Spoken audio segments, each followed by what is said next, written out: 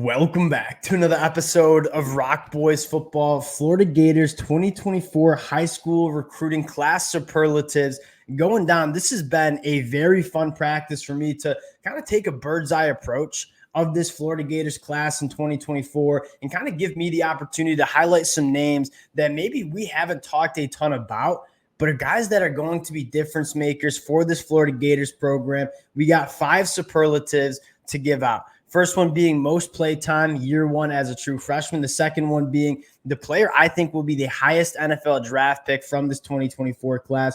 Number 3, most likely to outperform their star rating. Number 4, class MVP. And then number 5, a high risk, high reward player that may be kind of buried in the recruiting rankings right now. But if it all comes together, a serious playmaker for the Florida Gators in that 2024 class and kind of in the future over the next couple of years. Really excited to get into this one. Before we do, just want to say one, thank you to you guys. And it has been a blast covering this program as they've built this class in 2024. Many of you guys know I'm a bigger fan of this class than a lot of other people are. When you look at this class and you brought in guys like DJ Lagway and LJ McCray, it's a very impressive class. So one, can't thank you guys enough for rocking with the boys as we've broken down this class the last couple of months. If y'all do enjoy the content, consider subscribing to the channel. But more importantly, would love to hear your input, your players that you would be giving these superlatives to. Could only pick 5 names. There were a lot of other names that I wanted to include. So would love to hear some shout outs in the comment section. And without further ado, let's get into this one. And I want to start with the most playtime year one for a true freshman in this 2024 class. And this one is easy to overthink. I didn't overthink it. I went with the number 1 defensive lineman in this class, LJ McCray.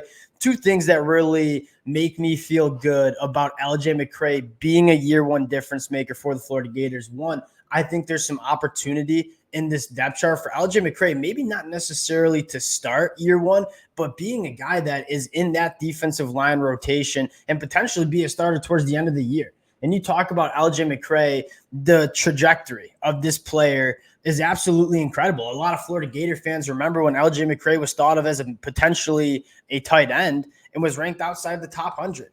And now he's all the way up to a top 5 national player, the number 1 defensive lineman in the class. And that's because he has really put it together on that defensive line. You can tell he's settled into that position. His senior year goes for 37 tackles for a loss, 13 sacks. The combination of the quickness that he has off the ball combined with the size that he has, it's just kind of special. And so you talk about a guy that, I don't know, maybe not a day 1 starter for Florida, but a guy that certainly gets worked into the rotation. It certainly could win a starting job towards the end of the year. Give me the stock in LJ McCray. I think the direction of his player development arc is pointed up. I think he's playing a spot where Florida could use some more depth and some more playmaking. I think LJ McCray going to make a year 1 impact.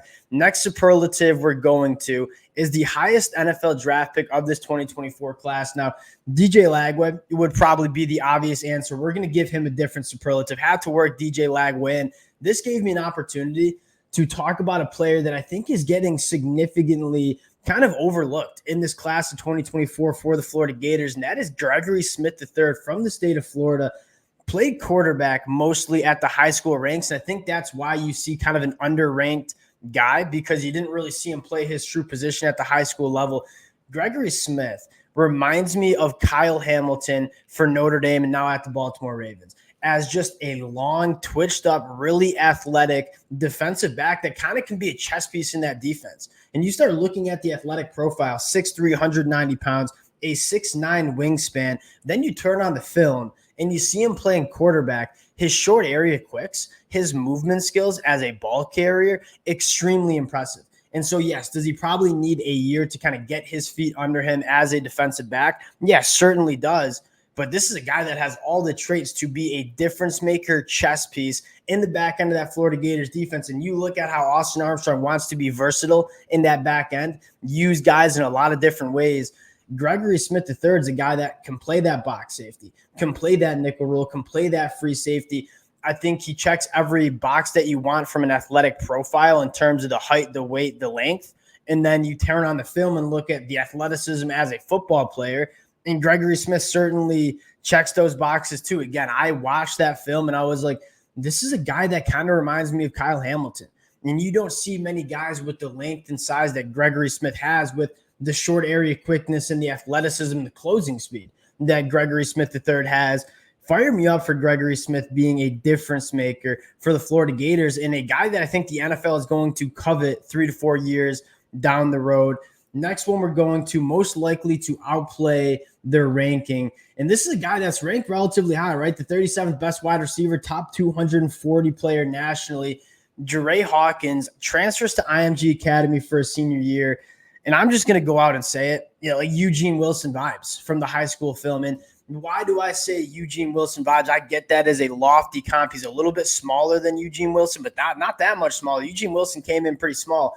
You look at Jure Hawkins and Eugene Wilson, and what did they both have? One, elite long speed, right? We knew Eugene Wilson was a track star. Jure Hawkins is faster than Eugene Wilson, running a 10-400 meter dash, one of the fastest players in this 2024 class. But what separates Jure Hawkins and what certainly separated Eugene Wilson is how smooth they were with that speed, right? It's one thing to just be a track star on a football field. It's another thing to be a football player with track speed. Jure Hawkins is a football player with track speed. He's extremely smooth with the football, makes people miss effortlessly at the second level.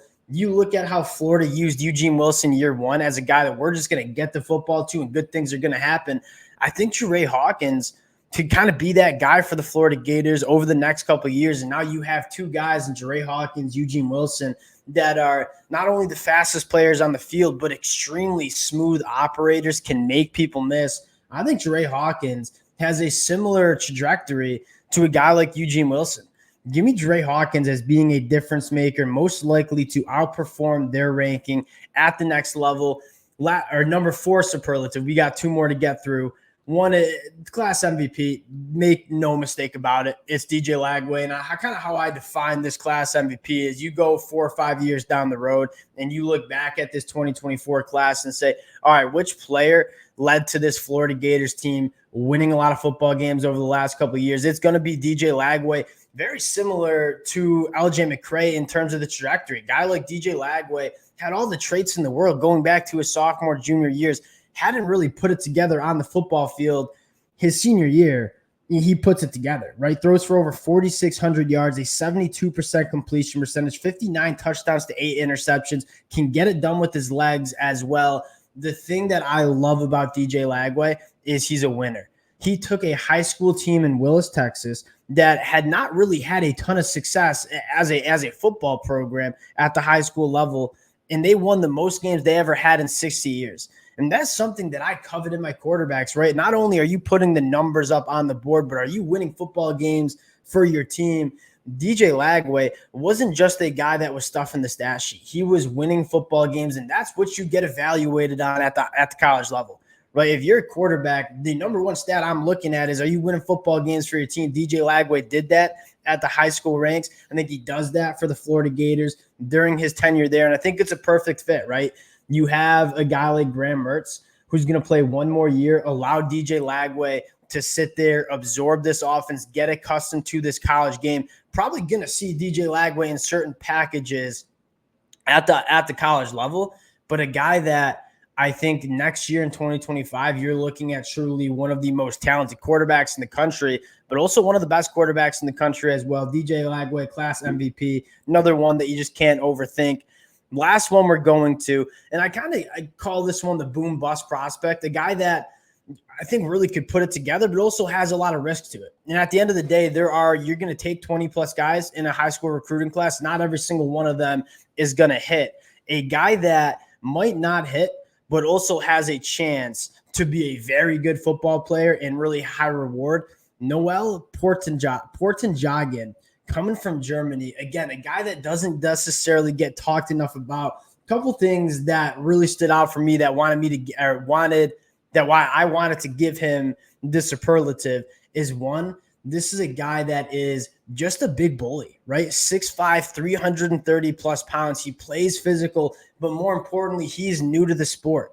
And you turn on the film and you say, hey, that is a 334-pound offensive lineman that's moving extremely well. And then you look into the background. He was a hip hop dancer as a child. That's where he gets the feet from. He has phenomenal feet for his size. Now, the boomer bust comes into, all right, he hasn't played much American football, right? So you're kind of transitioning to the SEC from Germany. How well is it all going to come together? There's certainly a chance it doesn't come together, but if it does come together, you combine the size, the length, and the feet that he has, and then he puts it together at the college level. I think you're looking at a potentially very good offensive lineman for the Florida Gators. And again, there's a chance you know you're taking a risk with a guy like Noel Portanjagan, but a guy that I think certainly could pay massive dividends for the Florida Gators over the next couple of years. Definitely a guy that's not going to play year one, might not even play year two, but year 3, year 4, year 5, that is probably where you're getting the dividends from a guy like Noel. Those are my top 5. Again, many of you guys know Miles Graham, love him. Aiden Childs, really excited about him. Wanted to throw Conan Daniels in at that running back spot as well. I'm a fan of a lot of these guys in this Florida Gators class. These are my 5 superlatives I'm giving out. Again, would love to hear from you guys in the comment section. Can't thank y'all enough for rocking with the fellas. If y'all do enjoy the content, consider subscribing to the channel, and we'll talk to y'all later. Peace.